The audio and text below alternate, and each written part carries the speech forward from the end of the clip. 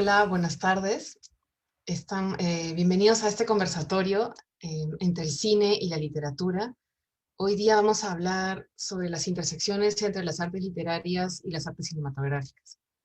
Antes de comenzar, queremos agradecer a nuestros presentadores, el Ministerio de Cultura del Perú y la Fundación BBVA, a nuestro colaborador especial, la Embajada de Francia en el Perú, a nuestro auspiciador, el Grupo del Comercio, y al Licenciamiento de GEDA Perú.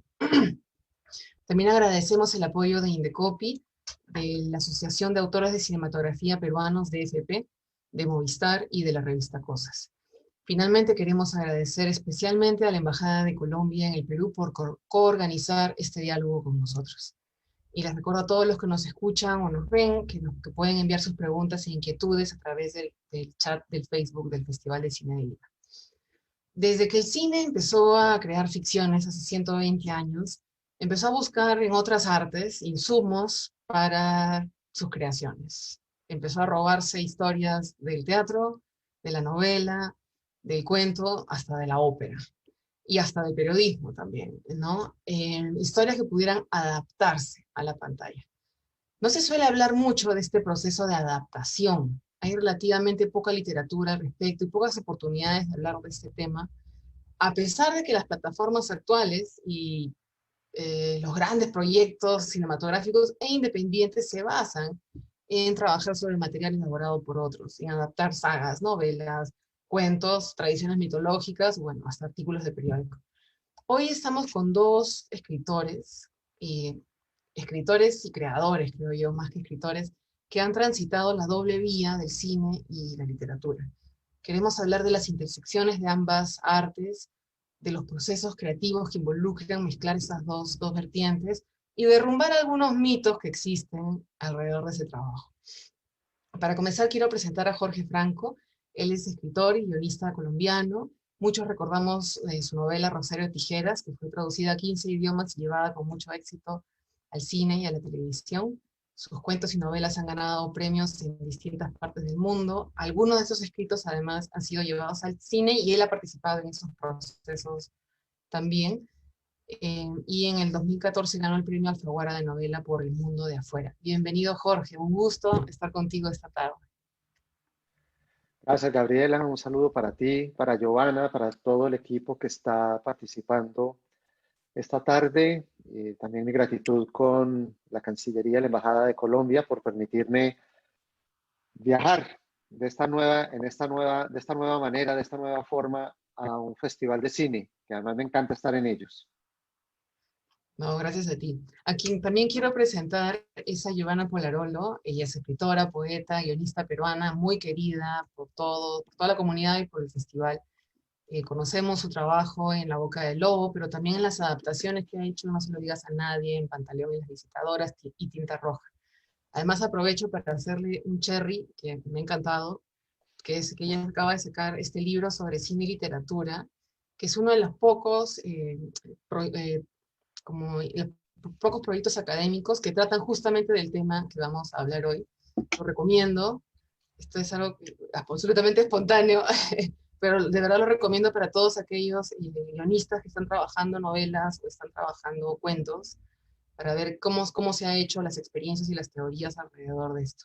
Gracias, Giovanna. Un placer tenerte con nosotros esta tarde. Hola, Gabriela, gracias a ti, gracias por la invitación al festival y un gusto estar con Jorge.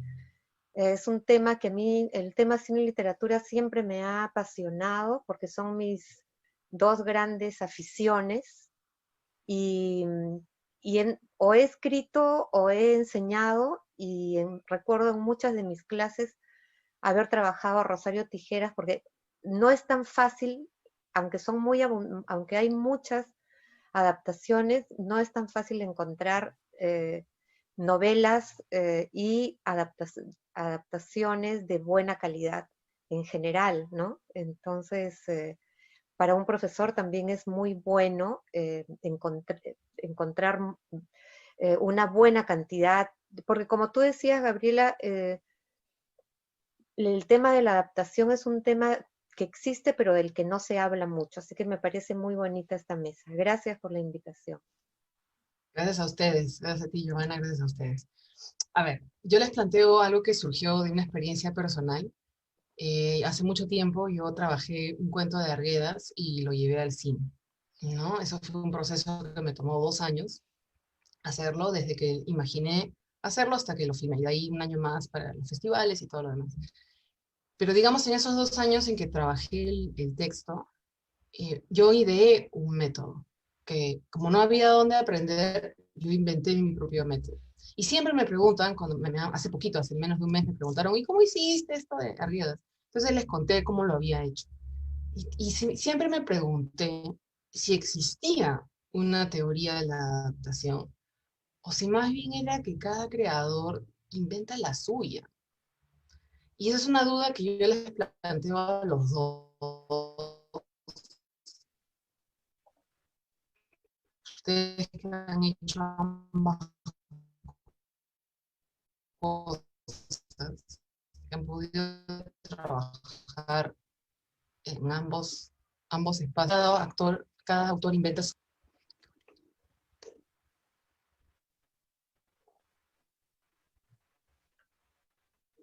Se colgó. Creo que podemos contestar. Sí, por favor, adelante. Sí, Jorge. No, pues a ver, yo la verdad,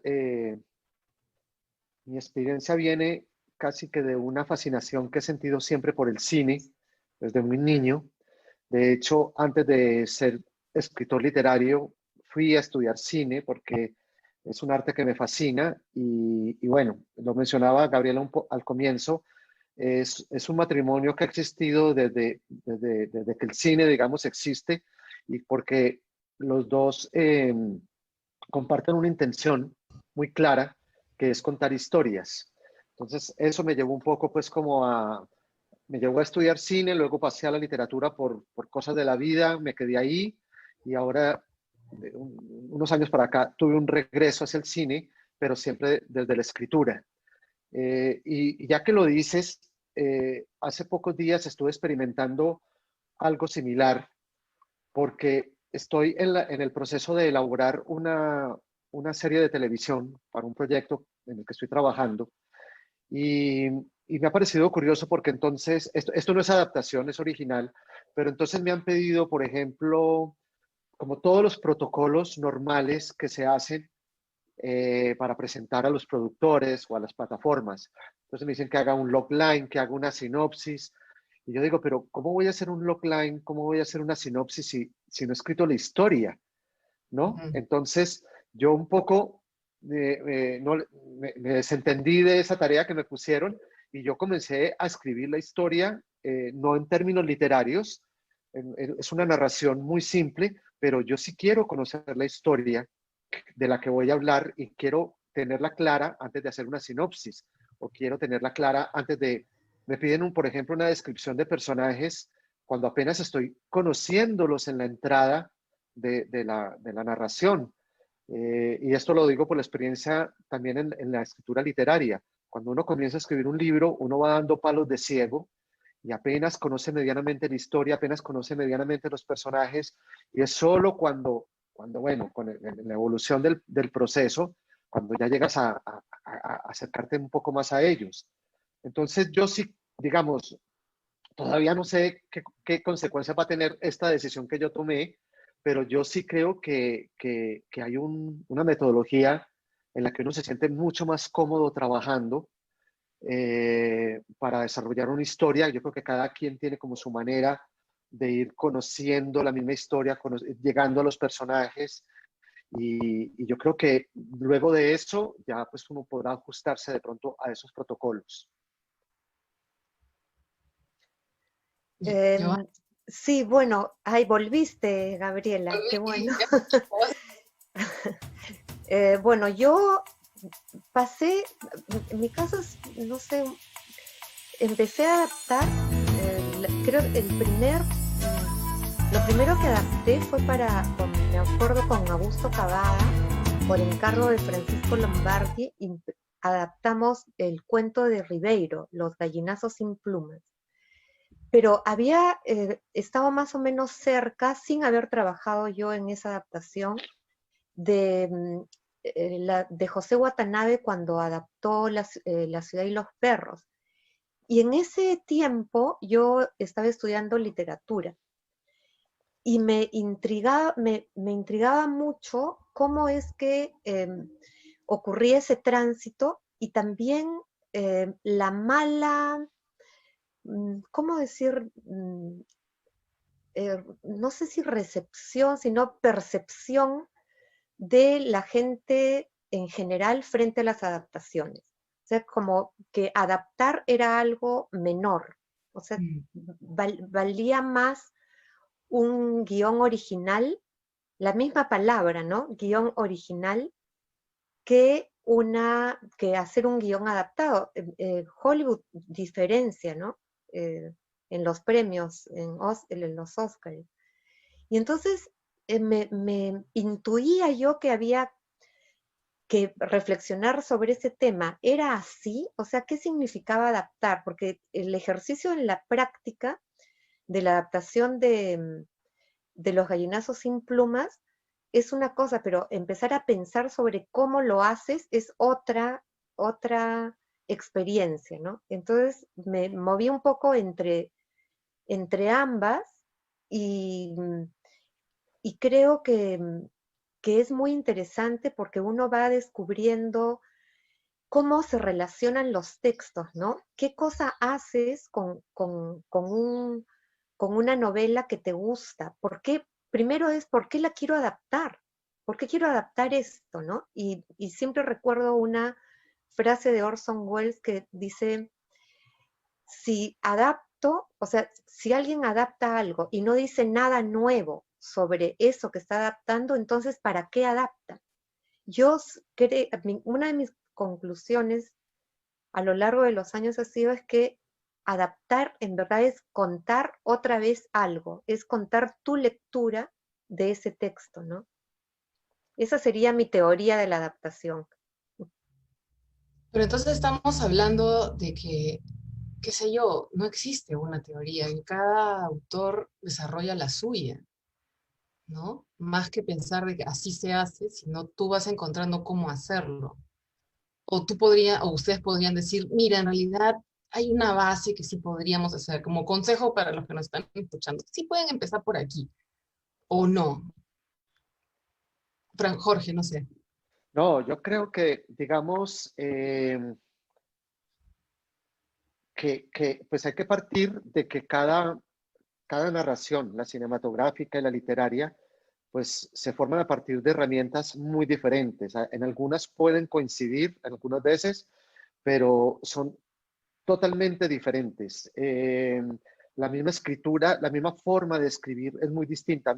A mí constantemente me preguntan mucho si cuando estoy escribiendo una novela estoy pensando ya en su adaptación en el cine. A veces incluso esa pregunta es un poco insidiosa, pues trae su veneno, pero la verdad, siempre digo, son tan diferentes las formas de escritura, completamente, son tan distintas que no podría pensar en las dos simultáneamente. Cuando estoy en la literatura, estoy consciente de un lenguaje escrito, de una sintaxis, de ver si el adjetivo funciona o no funciona, si la palabra es la correcta. Y es una concepción literaria de la historia muy diferente. Luego, digamos, en la adaptación, ya lo que hay que tratar es un poco de desarmar esa construcción literaria para ver de ahí qué rescato yo para trabajarlo con las herramientas del cine. Digamos, en esta cosa que ha sido un poco empírica en mi caso, pues he descubierto, por ejemplo, que cuando una novela está escrita en primera persona, es mucho más compleja de adaptar que si está escrita en tercera.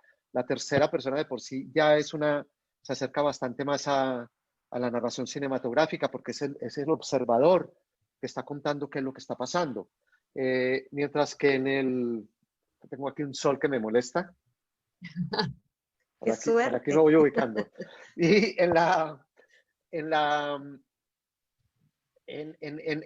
ya digamos, bien, en la misma escritura literaria yo sé que a veces uno se encuentra con que no hay elementos cinematográficos que puedan funcionar en la escritura literaria. Y eso es una cosa que se la pasa a uno en ese momento, pero, y retomo lo de la primera persona. La primera persona es una primera persona que siempre está pensando hacia adentro, una primera persona mucho más íntima. El yo pienso, el yo siento, implica un trabajo de traducir esos sentimientos y esos pensamientos a unas escenas, mientras que en la tercera persona es un poco más neutral en ese sentido. Pero son cosas que he ido aprendiendo, digamos, como lo decía, en la práctica, y realmente, no sé, yo creo que sí hay, digamos, elementos que pueden ayudar. Creo que hay libros que ayudan, talleres que pueden ayudar a estas cosas, pero yo creo que sí pasa igual que como con la literatura. Yo sí siento que ayuda, pero realmente no, es algo que no se puede enseñar con fórmulas, con normas. Creo que pertenece más bien como a un proceso de estar practicando. Claro, gracias. Giovanna, me gustaría que me nos cuentes, pero también me gustaría si puedes picar un poquito tu cámara hacia abajo para, Sí. sí, ahí está, genial. Ya, buenísimo, gracias. No sé si quieres comentar algo sobre esto de la necesidad de, no sé, de lo que acaba de mencionar Jorge, sobre que cada creador empieza a encontrar su camino. Y no ¿Algo más? solamente, sí, y yo creo que no solamente es de cada uno, sino es del texto que adaptas. O sea, Mm, no ocurre lo Vale. mismo con una novela que con otra. Cada novela o que tú eliges, te va a llevar por un camino diferente, porque depende de cuál es cómo te relacionas tú con ese texto que no siempre es, o sea, que va variando según el texto, por qué lo has escogido, ¿no? En algunos casos puede ser que lo que más te interese es el personaje, y en otros sea una trama, no sé, depende de lo que te diga, lo que tú quieres contar de esa historia. Para mí, la adaptación es tu lectura. O sea, así como yo leo Rosario Tijeras y la leo, de pronto lo que yo recibo de esa novela, la manera como yo la interpreto, la percibo, de pronto Jorge va a decir, no, ¿no? O sea, los autores siempre se sorprenden de cómo los lectores reciben su texto, ¿no? Y yo creo que eso, lo que hace uno cuando adapta es contar tu lectura, desarrollar la lectura que has hecho de esa novela, y por eso quizá también ocurre que hay muchos espectadores se sienten desanimados, se sienten molestos, irritados ante una adaptación de una novela que les gustó mucho, porque sienten que no corresponde, porque claro, cada receptor es individual, ¿no? Entonces, el director, el guionista, la película está contando una lectura. Dice, puede ser que no era así, ese personaje no era así. Te sientes como esa famosa palabra que se usa para las adaptaciones que tan moralistas, ¿no? Que es traición, ¿no? mm. La adaptación es una traición, o sea, se castiga las adaptaciones, se las cuestiona con una palabra que es dura, ¿no? Que es traicionar o banalizar, en fin, hay un montón de palabras negativas para las adaptaciones. Y Hay es una, por eso. hay una palabra que a mí me parece muy inoportuna, que digamos que viene a ser de contrapeso a esa palabra tradición, y es comparación. Yo creo que en el momento en que se establece esa comparación, es injusto, tanto para la película como para el libro. Habría que, obviamente es una palabra de la cual es muy complicado deshacerse y evitar, cuando se tienen los dos referentes, o se tiene el referente anterior, que es el libro, pero a mí me parece tremendamente injusta esa palabra, porque creo que son, como le dije ahora, son dos lenguajes, dos artes completamente diferentes y no tendrían por qué haber ese cotejo, ¿no? Que Yo es no sé, me inevitable. gustaría hacer una, no sé si puedo, antes, Claro. que es una pregunta que siempre le quise hacer a Jorge, que es una experiencia que pocos tienen, me parece, al menos yo nunca la he tenido, que es adaptar tu propia obra. Te conviertes en un escritor diferente, o sea, ¿cómo fue esa experiencia? Perdona, Gaby, Dale, que esté haciendo yo la pregunta. Bueno, para nada. ¿sabes qué es lo que pasa? Yo siento que yo estoy un poco contaminado porque yo, como lo dije ahora, yo entré primero a esto de contar historias, entré por el cine. Digamos que yo quise contar historias inicialmente a través del cine y casi que por una cuestión como de personalidad terminé en la literatura, porque de pronto me di cuenta de ese manicomio, de esa cosa compleja que es producir una película, rodar una película, distribuir una película. Y yo dije, no, yo quiero saber a qué horas almuerzo, a qué horas llego a mi casa, quiero tener mis horarios y yo soy más bien sedentario y me siguió fascinando el cine, pero descubrí una obviedad, además, cuando estaba estudiando el cine y era que podía contar historias a través de la palabra escrita sin tanto, sin tanta varaunda alrededor. Por eso me quedé básicamente en la literatura y me quedé en la escritura. Pero sabes que, digamos, una de las pocas veces que lo he hecho de lleno, que fue en la adaptación de Paraíso Travel, porque, digamos, en Rosario Tijeras yo participé de una manera un poco más tangencial, pero en Paraíso Travel sí entré a figurar como guionista. Eh, Siento que le pedí, digamos, a mi compañero de trabajo, a Juan Rendón, que fue un co-guionista, que él hiciera el trabajo que a mí me costaba más, y era sacar una primera versión del libro a guión, porque de todas maneras la historia seguía muy enquistada en mí de una manera, con una narrativa muy literaria. Entonces el trabajo que hizo Juan fue tomar todos esos elementos del libro que consideraba que podían permanecer en un guión, que sobrevivían en un guión, y añadir otros que ya eran necesarios para que la historia tuviera un sentido, ¿no? Y yo ya entré de lleno a mirar ese trabajo, tratando de olvidarme bastante de la pieza original de la novela.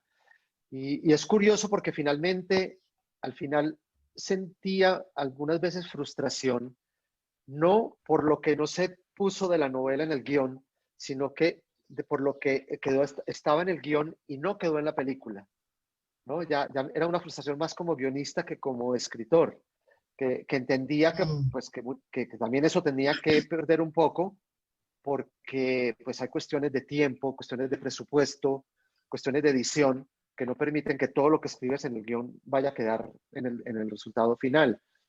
Pero vuelvo al comienzo, creo que estoy un poco contaminado por eso, porque desde el comienzo, cuando entré como estudiante a esta escuela de cine, comencé adaptando.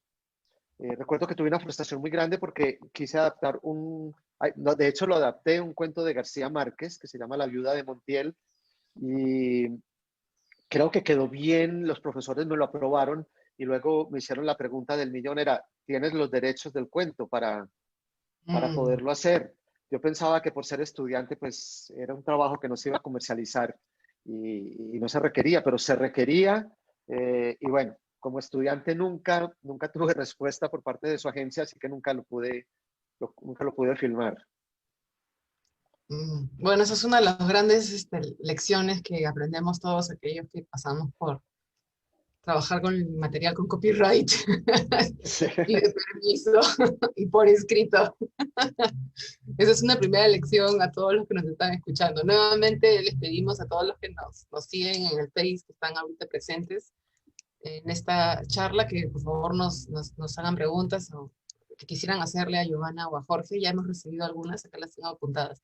Pero antes de pasar a la ronda de preguntas, del público, yo también quería hacerles una pregunta más, porque hay otro mito.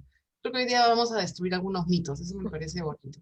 Y es el mito de la fidelidad. Creo que tú lo mencionaste hace un ratito, Giovanna, ¿no? Cada persona como que elabora su propia versión del material, de su novela, cada uno se imagina a los personajes de García Márquez, a los personajes de Mario Vargas Llosa, qué sé yo, y tiene su propia versión, tiene su propia película en la cabeza. Eh, ¿Es solo esa la fidelidad que exige el público, de lo cual siempre nos preguntan? ¿O qué consiste serle fiel a un texto literario a la hora de pasar a otro? Pues una pregunta de toda la vida. ¿Eres fiel o no eres fiel? ¿Cómo lo ven, Bueno, Jorge? yo O, cuando enseño el curso de cine y literatura, lo primero que digo es de hoy que empiece el curso hasta que termine, y espero que ya cuando ustedes acaben, nunca más pongan en su boca la palabra fidelidad. El que escribe fidelidad en su examen o en su trabajo va a tener 0. No, mentira, no tan exagerado, pero porque me parece que es una palabra ya muy antigua en la percepción de las adaptaciones. Porque si partimos de que toda adaptación es una lectura, como yo puedo también, es que la palabra adaptación es mala también, pero ya no hay otra. mala. Pero porque adaptar ya en sí misma significa algo negativo, ¿no? Es forzar a que algo se acomode a otra forma, ¿no? Pero si nosotros aceptamos que lo que yo hago es una lectura, también eso ocurre inclusive entre textos de un mismo lenguaje, ¿no? O sea, ¿cuántos escritores han reescrito Medea? ¿Cuántos Edipo? ¿Cuántos Antígona? O sea, a lo largo de la historia de la creación, lo que hacen los creadores es tomar textos de otros. Eso es lo que también hace un cineasta de una novela, de una novela, y al revés, ¿no? También hace un novelista de una película, como yo siempre pongo el ejemplo de Manuel Puig en El beso de la mujer araña, ¿no? Manuel Puig hace una adaptación al revés, en La traición de Rita Hayworth también. Hace que sus personajes cuenten su película, y cuando uno ve la película que contó el personaje de Molina o Toto en La traición, dice, oye, ¿qué hizo? No, así no era. También ahí puedes decir, ¿no? Esa es su lectura. Por eso es que la palabra fidelidad a mí me parece que nos hace perder el tiempo, más bien. Deberíamos pensar más en otros acercamientos a la discusión que la fidelidad, porque no tiene mucho sentido, ¿no? ¿Fidelidad a qué? ¿No? No, estoy Jorge, completamente ¿tú de qué acuerdo. opinas sobre esto? Completamente de acuerdo. Yo creo que es una palabra peligrosísima. Yo creo que muchas adaptaciones han, han fracasado, han hecho un harakiri con esta intención de una fidelidad. Eh, yo recuerdo que desde hace mucho tiempo, cuando comenzó como toda esta cuestión de las adaptaciones a mis libros, yo me interesé mucho por ver películas basadas en libros.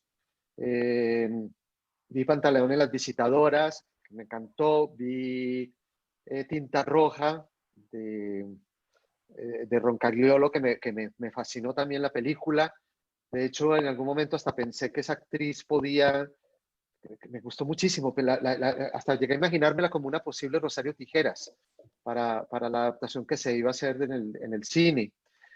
Eh, y también vi otras donde se podía ver muy claramente que ese afán de ser fiel había masacrado las películas. Y aquí es un ejemplo que no me gusta poner, pero es tan claro en las adaptaciones que han intentado hacer de las obras de García Márquez, por ejemplo. Yo creo que ese afán de fidelidad, tal vez pensando en esta gran figura literaria, que de pronto, pues, no sé, no iba que, como de desfigurar esa imagen de su universo de realismo mágico, han tratado de ser muy fieles Y yo creo que ahí ha radicado el fracaso de esas adaptaciones. Yo siento que García Márquez, por ejemplo, es un autor en el que es 100% lenguaje. La gran potencia de su obra narrativa, de su obra literaria, está en el lenguaje, pero es un lenguaje literario muy diferente al lenguaje cinematográfico. Y es curioso también que esto se encuentre en un autor que estuvo bastante influenciado por el cine, que adoraba el cine. Es más, que casi que su legado, uno de sus grandes legados fue hacia el cine, ni siquiera hacia la literatura, fue hacia el cine, con la escuela que quedó en San Antonio de los Baños en Cuba y que pasó por escuelas en Italia. Pero yo siento que ese gran fracaso de esas adaptaciones es precisamente ese afán de fidelidad. Entonces yo creo que es algo que, y en las adaptaciones otras que yo veo que funcionaron, como las que mencioné, de Pantaleón, de Tinta Roja, hay una que, por ejemplo, me parece maravillosa como ejemplo, que es Muerte en Venecia, de Visconti, porque incluso ahí se ve muy claramente que para la literatura el personaje principal funciona muy bien como escritor, pero para el cine, tal vez para escritor, habría sido una cosa más muda, más íntima, mientras que al cambiarlo por un músico, pues claro, el sonido es un elemento, es una herramienta más propia del cine, y ver ya esa música reflejando el sentimiento de este personaje lo enriquece muchísimo. Entonces yo creo que, de acuerdo pues con Giovanna, yo creo que eso es un cordón umbilical que hay que cortar en el momento en que nace la idea de la adaptación, y que cada uno debe irse por su lado. Jorge, ¿cuáles serían para ti los mejores ejemplos de, llamémonoslo tal vez, no adaptación, vamos a desechar esa frase hoy y tal vez hablemos de intersección o algo así? ¿Cuáles para ti serían dos o tres ejemplos de intersección, así como para decir, por aquí hay algo interesante que vale la pena seguir? Giovanna, acuérdate un poquito de bajar un poquito más tu cámara para que no haya tanto. Eso, gracias. Mira, a mí me pones a pelear con la memoria porque soy muy desmemoriado, pero digamos, hay una anécdota que recuerdo mucho que yo creo que de alguna manera dice, dice lo importante que es marcar esa distancia entre los dos géneros. Es una adaptación de Antonioni que se llama, es de un cuento de Cortázar que se llama Las babas del diablo, creo que se llama el cuento, y la película Sí. se llama Blow Up. Ujú. Y realmente son muy diferentes, son muy distintas. Sin embargo, Corta, creo que fue Cortázar el que dice que en algún momento sintió que por allá aparecía Antonioni detrás de un arbusto como haciéndole un guiño, y que ahí fue donde sintió él la conexión, porque son historias muy diferentes. Y yo de ahí parto siempre para decir que yo estoy convencido de que todas las historias son adaptables, todo lo que está escrito es adaptable. Lo que creo que decías tú, Giovanna, al comienzo, pues, o lo decías tú, Gabriela, ya no recuerdo, hasta un artículo de un periódico, una noticia, eh, no sé, desde que sea como el motor, desde que sea la inspiración para alguien, para escribir su propia interpretación de esa frase, de esa idea, de ese concepto, yo creo que ya cualquier cosa sirve para la adaptación. Sí, a mí me encanta, por ejemplo, ver películas que han adaptado un mismo texto. Por ejemplo, Madame Bovary es una novela que ha sido adaptada, pero casi desde inicios del cine. Hasta hay una versión de Madame Bovary argentina, una Emma Bovary argentina. Mm. Hay francesa, americana, la famosa de Minelli, ¿no? Hasta la última que yo he visto, la de Chabrol del año 90, me parece. Y cómo ahí te das cuenta cómo cada adaptación es diferente, según tiene que ver la época. Aun cuando sea el mismo texto, por algún lado tú reconoces la época en que se hizo la adaptación. Como la de Minelli, por ejemplo, puede ser tan distinta a la de Chabrol, porque claro, Minelli estaba dentro de la tradición de Hollywood y de la censura todavía vigente, ¿no?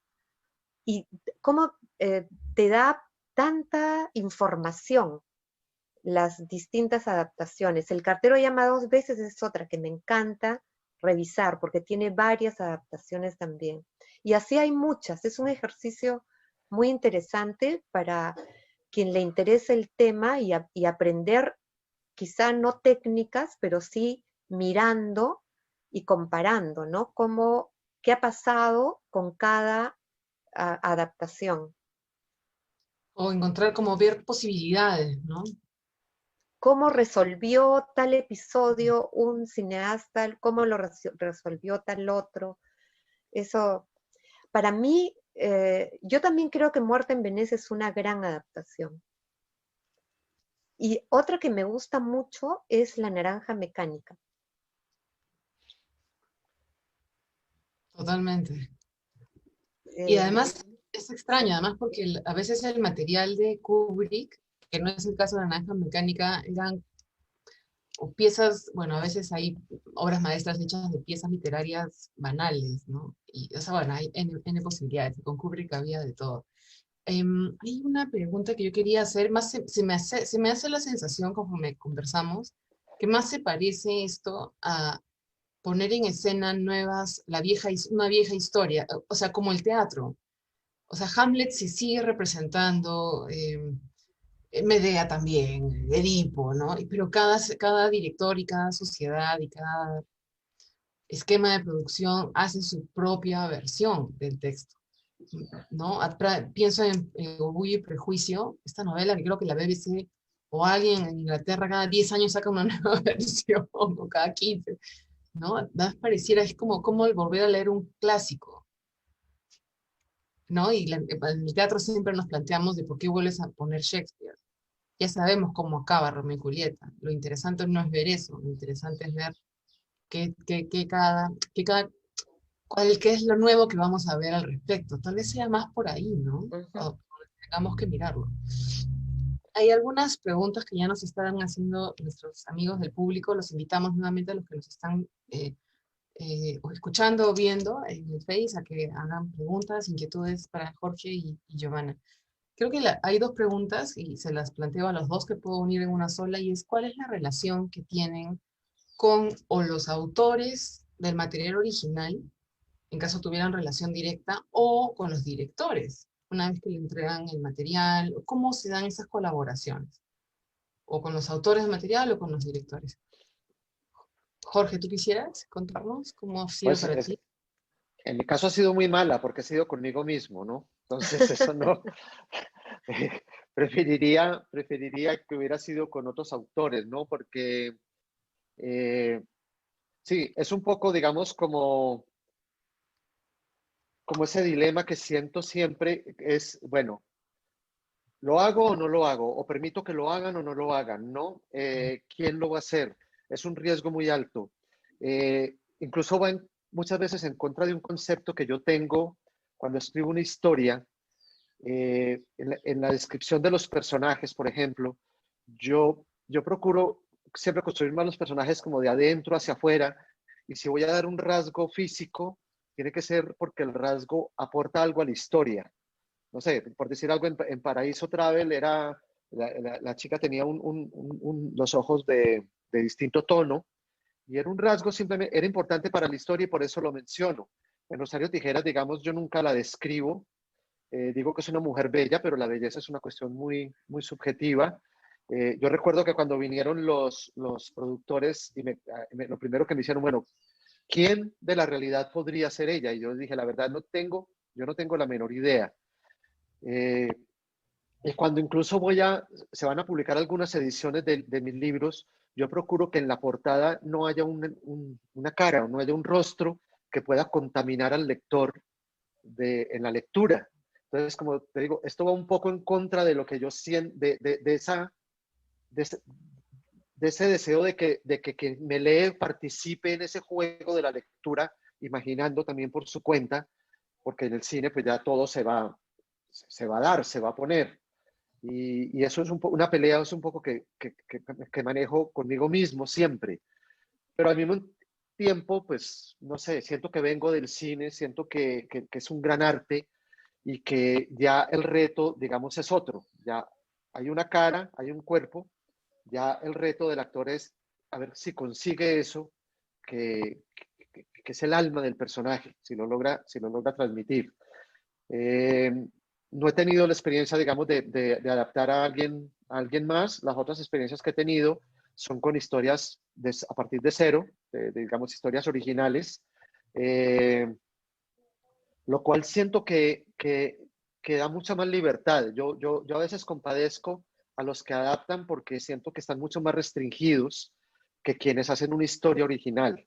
Tienen como aquí soplándole en la nuca esa historia, ¿verdad? Esa historia original al mismo autor.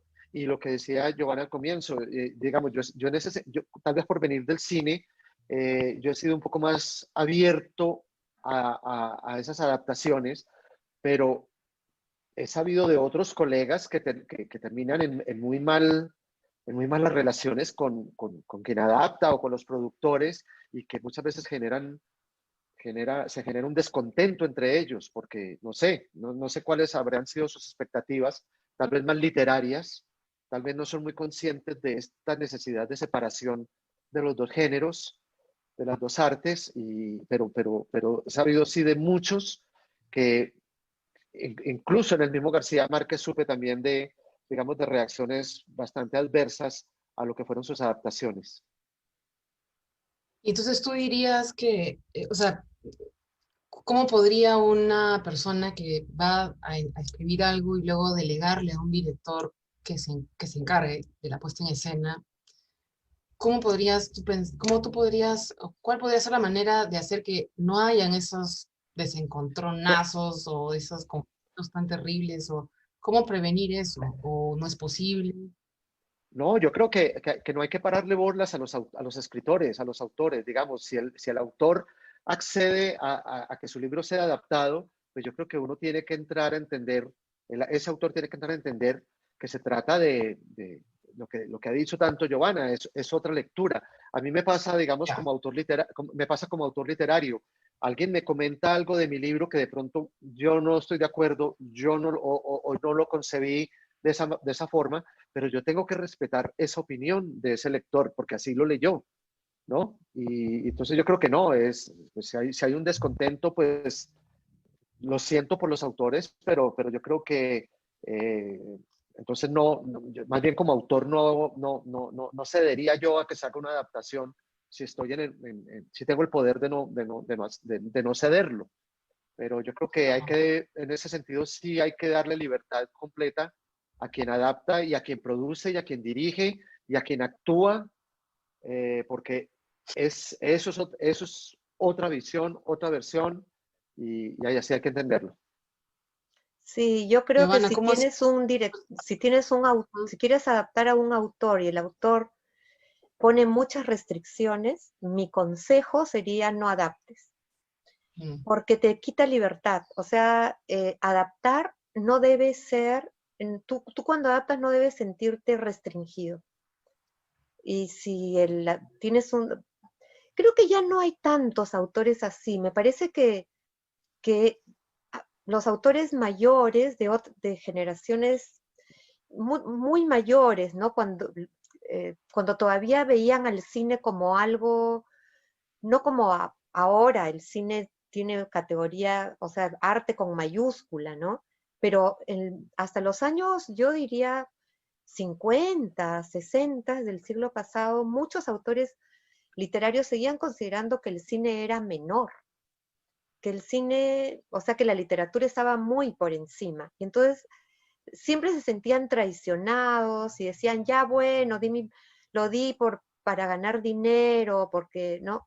Pero los autores de las generaciones siguientes no tienen una relación mucho más libre, ¿no? Y ya no hay tanta restricción, tanto temor, me parece, tanta desconfianza como la tuvieron muchos.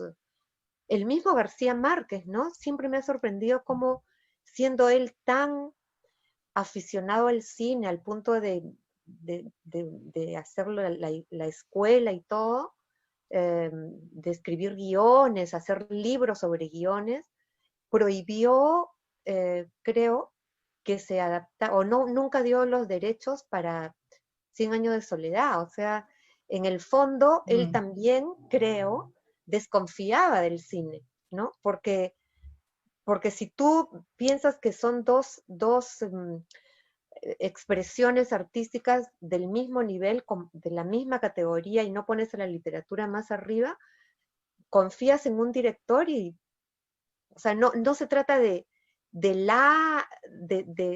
que pase a hacer películas, sino en manos de quién va a estar.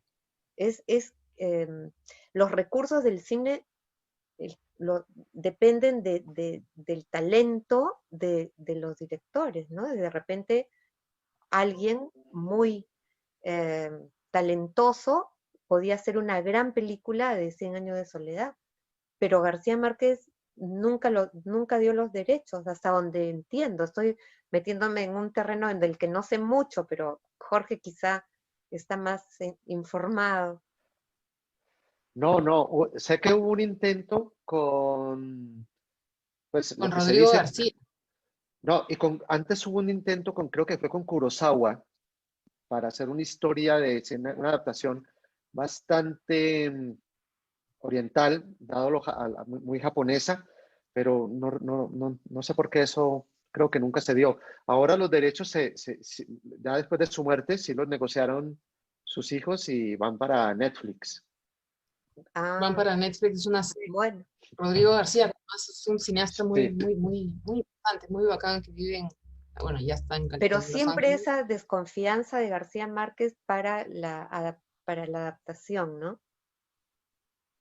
Sí, y Rodrigo García es el productor ejecutivo, no es el director, pudiendo, pero no está a cargo de la dirección. Pero tal vez acá entro algo que conversamos alguna vez, Giovanna, y es, ya cuando ya tienes el guión, supongamos que sea tu propio material o adaptado de un tercero, lo importante que ya como parte de la chamba del guionista es la comunicación con el responsable de la puesta en escena, o sea, con el productor, de un lado, y con el director, de mantener siempre el vínculo abierto. Tengo muchos amigos guionistas y amigas guionistas que de pronto escriben algo y luego ven la pantalla y se sienten profundamente traicionados. Otra vez. No solo el autor, sino también el guionista. Y yo siento que hay algo ahí como de no comunicación. Creo que tú me comentaste algo, lo importante que era mantener ese vínculo de la comunicación para evitar sorpresas desagradables, pero a la vez soltar, ¿no? También ese es otro tema, ¿no? O sea, es que cuando hay un tema, un punto que no hemos tocado en esta conversación que es clave, que es el guión. Pues quizás habría que pensar no es que haya un salto de la novela a la película, hay un guión. Entonces, ¿con quién estás trabajando, no? O sea, el guión es un primer paso. Y luego viene, el director va a hacer también, o la directora, una lectura de ese guión. Y también tiene la libertad, depende del trato que se haga, ¿no? O sea, se replica, me parece. Finalmente a donde nos está llevando todo esto, me parece a mí que es a derrumbar otro mito, que es el mito de la originalidad, de la obra genuina, propia, a la manera de los escritores románticos, ¿no? Que eres tú como autor el único dueño de tu obra, cuando en realidad un texto está construido a partir de muchas, de toda la tradición, seas consciente o no consciente, y de cómo otros van a leer eso que tú has escrito. O sea, la originalidad no existe. Sí, eso, Giovanna, es algo importante. Es un primer paso para un proyecto, pero es el paso definitivo. Es decir, si ese primer paso no se da con seguridad y con solidez, se puede estar seguro que casi lo que viene no va a funcionar tan bien.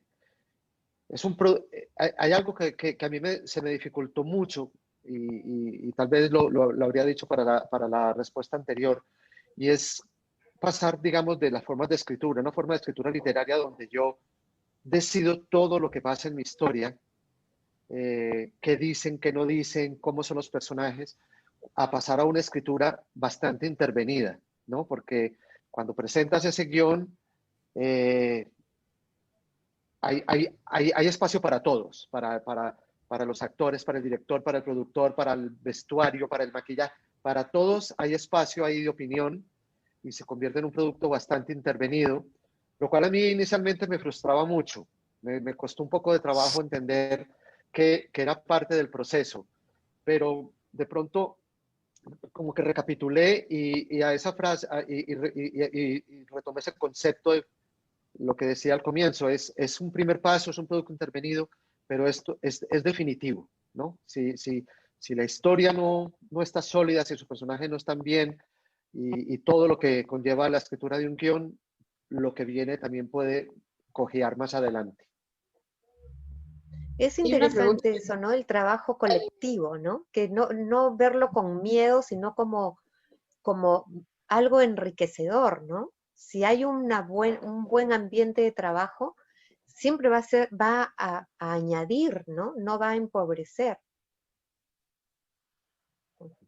Hay una pregunta que nos hacen que me parece interesante en este momento de plantearla, y es el valor literario del guión, o del valor literario del guión de estas interpretaciones o adaptaciones.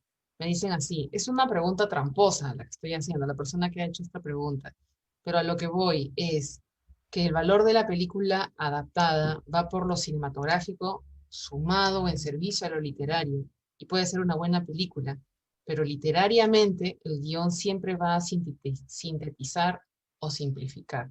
¿Funciona así? ¿Se entiende la pregunta? El valor literario, creo que va por el lado del valor literario del guión.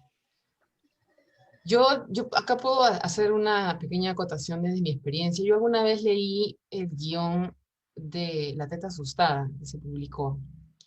El guión es una maravilla. Es la cosa más poética que he leído como guión desde hace mucho tiempo. Ahí, claro, se tomó el tiempo de escribir, de describir, de crear una atmósfera maravillosa en el texto. Yo sentí que había un cierto valor literario, pero también existe, en mi experiencia trabajando en teatro, hay un valor literario en la dramaturgia. Existe un valor literario en la adaptación o intersección o reapropiación de en los trabajos que ustedes han hecho, o no va por ahí, o sienten que es como, dicen algunos, el guión es solo la receta para escribir la torta y la torta es la película. La receta no tiene valor literario, no sé.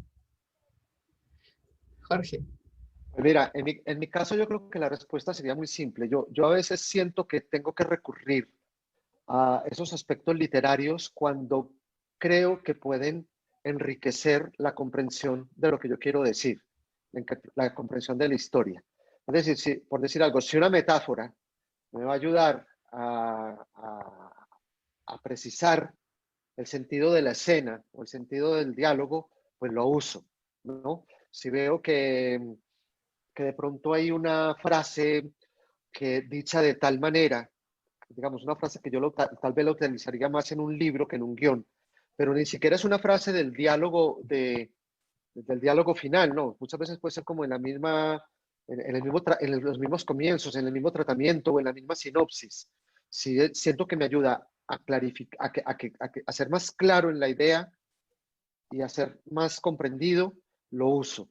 Pero de resto, yo trato, bueno, digamos que si hay cosas que a veces llevo paralelamente o que uso de manera similar. Para mí es muy importante, por ejemplo, en la novela, la construcción de los personajes. Yo siento que un personaje sólido, un personaje creíble, puede hacer verosímil o puede convencer al lector de una trama que a lo mejor no es tan sólida. Muchas veces es, por ejemplo, pasa como en la vida real. Si hay alguien que tiene ese poder oral de contar una historia muy simple, pero hay gente que tiene ese poder y la engrandece y la adorna y queda maravillosa. O por ejemplo, cuando alguien, esa capacidad que tiene alguien, por ejemplo, para el humor, para los chistes, ¿no? Que de un chiste bobo puede hacer reír a un auditorio, pero eso va en el personaje y yo eso lo trabajo paralelamente en el cine y en la literatura. Y la otra cosa que, aunque son diferentes, pero siento que aportan muchísimo en cada área, son los diálogos. Yo siento que los diálogos en la literatura son importantes porque al mismo autor le pueden facilitar el trayecto de comunicarse, es decir, la forma como habla la gente, como hablan los personajes, dan mucha información que le ahorraría a uno muchas veces, se lo ahorraría a uno en descripciones de la persona. Solamente y vuelvo a poner el caso de la vida real. Es como cuando hablas con alguien y la forma como habla te dice mucho de esa persona. Entonces, yo trato de, si hay ese par de elementos, construcción de personajes y diálogos, sí es algo que trato de conservar tanto en la literatura como en la adaptación o como incluso en el guión original. ¿Tú cómo lo ves, Giovanna? Yo creo que nos ponen es una discusión que preferiría no tener. Claro. De poner la etiqueta, esto es literario, esto no es literario. O sea, primero porque la literatura te ofrece tantas formas expresivas, o sea, no existe una receta, esto, o sea, ¿qué es literario? Una novela en la que hay muchas metáforas, ¿va a ser más literaria que una en la que no? O que usa palabras muy elaboradas y otra más bien tiene un lenguaje coloquial. ¿Qué hace que un texto sea literario o no? Es algo que nos podemos pasar años discutiendo, ¿no? Y más bien creo que la pregunta es, ¿un guión original sí sería considerado literario, pero un guión que es una adaptación ya no? Eso es lo que yo entendí de la pregunta. O sea, que un guión original sí puedes entrar a la categoría de textos literarios, pero otro de una adaptación no. ¿Por qué? Porque ya está tomado de una novela. Creo que nos lleva a la misma discusión, ¿no? De ponerle, de darle un valor, una nota en general, cuando yo creo que en estos casos es el texto mismo el que nos va a determinar, va a determinar nuestro juicio, ¿no? Me parece. Y fíjate, Yo soy un poco enemiga de esas etiquetas, ¿no? Esto es literario, esto no es literario, esto sí, esto no, ¿no? Fíjate de un fenómeno que ocurre también en el mercado editorial y es que se publican guiones como libros, ¿no? Ahora, antes no, ¿no? Es sí, pero reciente, sí. es bastante, y hay bastante ahora que encuentras de una película clásica o de una película que haya tenido, pues, haya sido exitosa, confluyen las dos cosas, el guión hecho libro. Exacto, y antes más bien se pensaba, como tú dices, el guión es el texto que una vez que se acabe el rodaje se tira a la basura, porque ya no sirve, ¿no?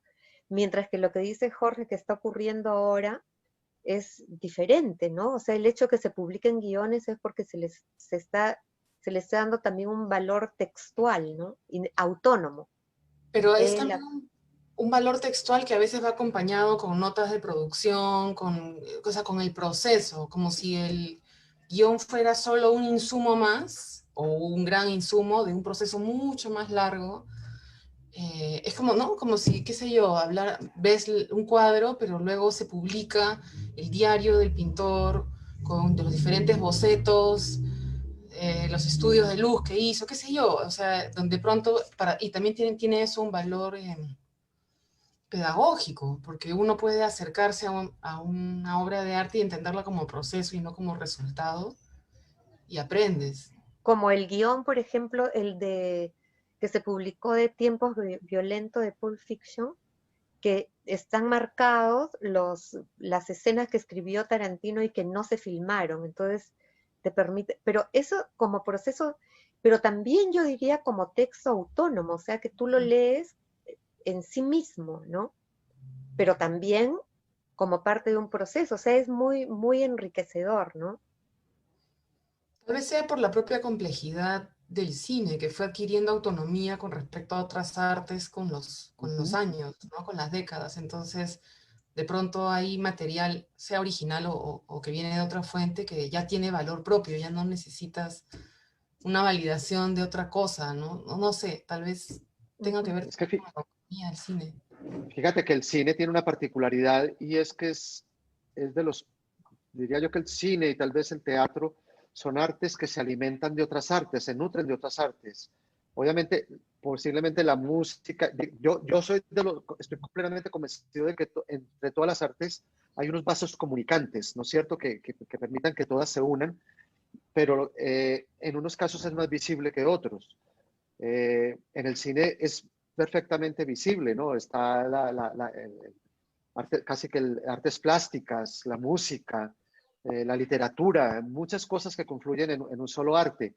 No quiero decir con eso que, digamos, yo en mi literatura no tengo una influencia muy fuerte de la música o también de la pintura, escultura, de tantas cosas, porque estoy convencido de que se conectan, pero al mismo tiempo es un riesgo, ¿no? Que el hecho de alimentarse de otras artes, eh,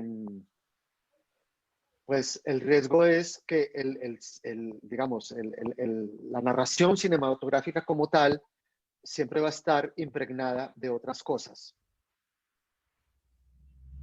Hay una pregunta también que, que yo quería hacer, pero no sé si a ver, en el cine de autor actual hay una cierta tendencia también a lo no aristotélico, a las tramas no, digamos, que no respetan el paradigma aristotélico, ¿no? Los tres actos, el superobjetivo, el conflicto. Hay un cine más contemplativo. Y hay también o sea, reapropiaciones de textos hacia ese lado del cine, que en el cine latinoamericano es muy fuerte también. De, no quiero saber nada de Aristóteles, yo quiero otra cosa. Es una opción. ¿Les ha pasado que han trabajado ese tipo de historias? ¿O han hecho una aproximación así? ¿Qué pasa si se suspende la vieja escuela del conflicto, digamos, o el paradigma aristotélico y más tradicional, digamos? ¿Qué opinan al respecto de estas nuevas narrativas que están surgiendo también en las redes, en estos meses? En fin, ahora los lenguajes están cambiando tanto. ¿Dónde quedamos los guionistas? O aquellos que venimos de la literatura y trabajamos con base literaria también. No sé. Giovanna, ¿tú quisieras decir por Bueno, ahí? yo pienso que hace años la novela empezó a trabajar una línea no narrativa. O sea, las vanguardias en los años 20 fueron no narrativas, más bien rechazaron la narración. O sea, no es nada nuevo eso.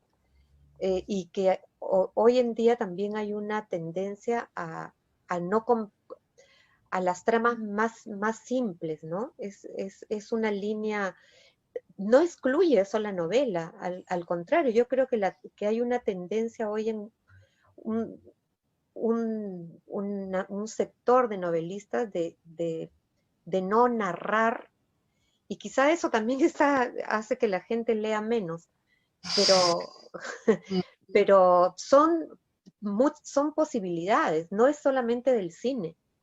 Es como la pintura, ¿no? Cuando la pintura deja de ser figurativa, o sea, todas las artes les pasa, la música, que elimina la melodía, o sea, son poéticas que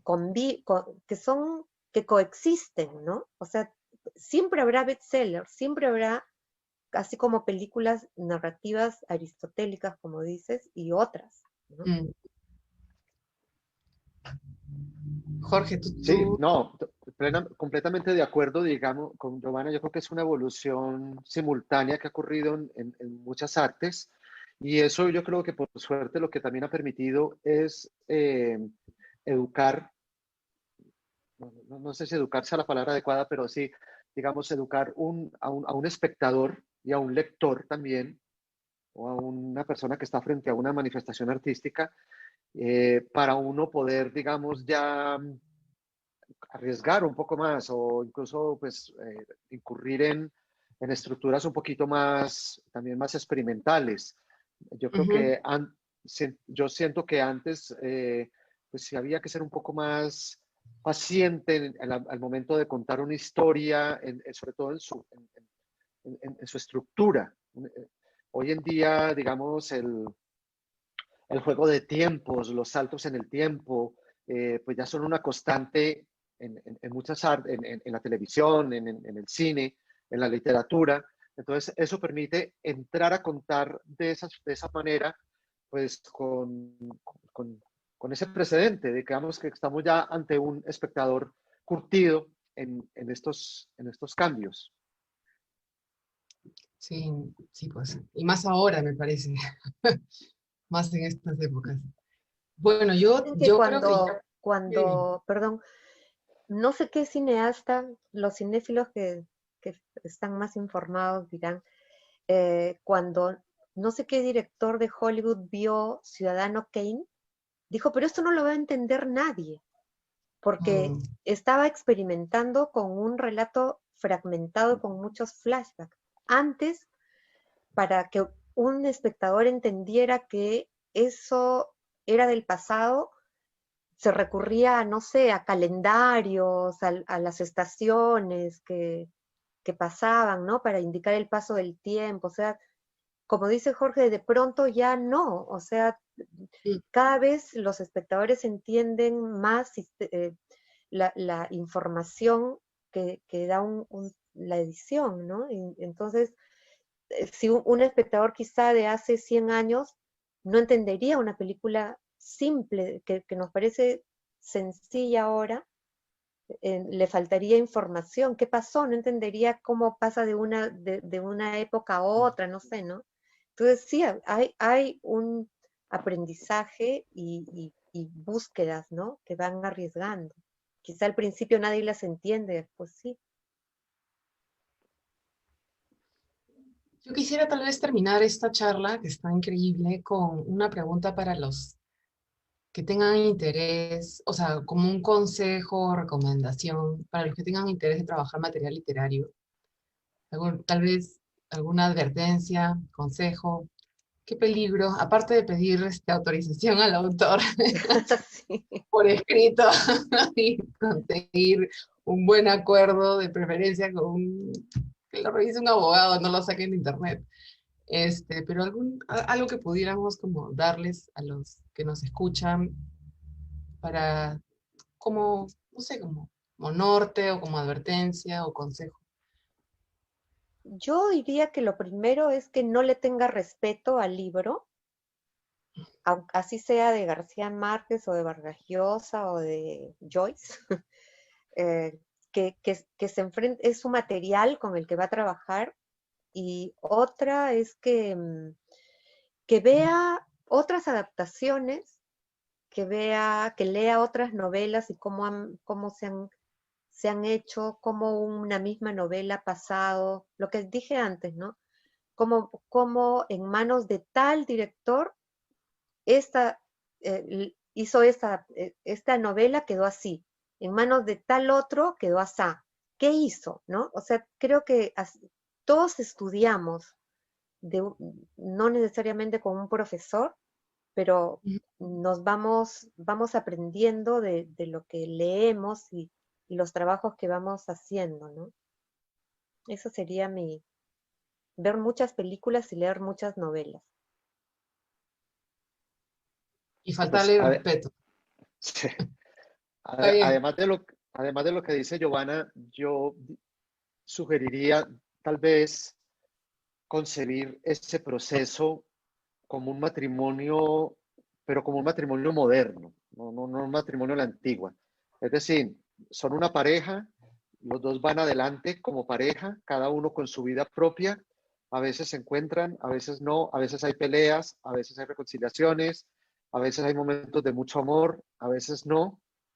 Y como en todos los matrimonios, pues el azar también influye mucho. A veces funciona, a veces no funciona. Pero, pero sí, yo considero que es un matrimonio con mucha independencia, con mucho respeto entre ellos dos y que cada uno tiene que finalmente cumplir con una misión en su vida, ¿no? Cada integrante de la pareja.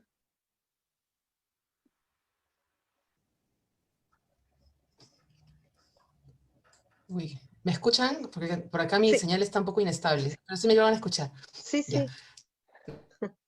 Nada, quiero agradecerles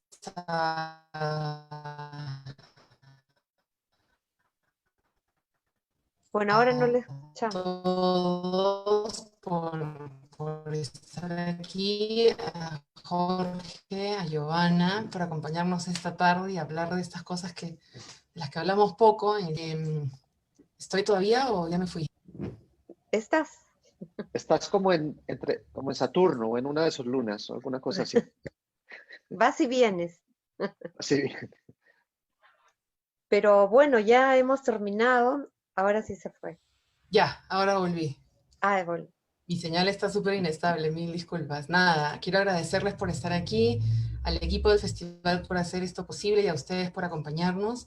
Les recordamos que las entradas están a la venta desde la web del Festival de Cine Lima.com y la plataforma ccpupencasa.com. El precio de las entradas es 12 soles, precio general, y 10 soles el precio especial. Las películas solo pueden verse en territorio peruano y por 48 horas a partir de que le ponen clic. Por favor, no se olviden de votar al finalizar cada película. Los invitamos también a nuestro siguiente conversatorio. Será hoy día en la noche, internet mediante, a las 7:30. Se llama El Cine del Mañana. Y vamos a hablar sobre el espacio de industria que tiene el Festival de Cine de Lima, que se llama El Cine del Mañana, y cómo ese tipo de espacios permite convertir un guión, hablando de guiones, en un proyecto cinematográfico viable. Nada, hoy día a las 7:30, también por el Facebook del festival. Nos vemos dentro de un ratito y muchísimas gracias a todos que nos acompañan hasta que nos volvamos a encontrar. Gracias, gracias y Gracias. felicitaciones al festival por haberlo sacado adelante en estos tiempos. Sí. Adhiero y muchas gracias y una feliz tarde para todos. Gracias a todos.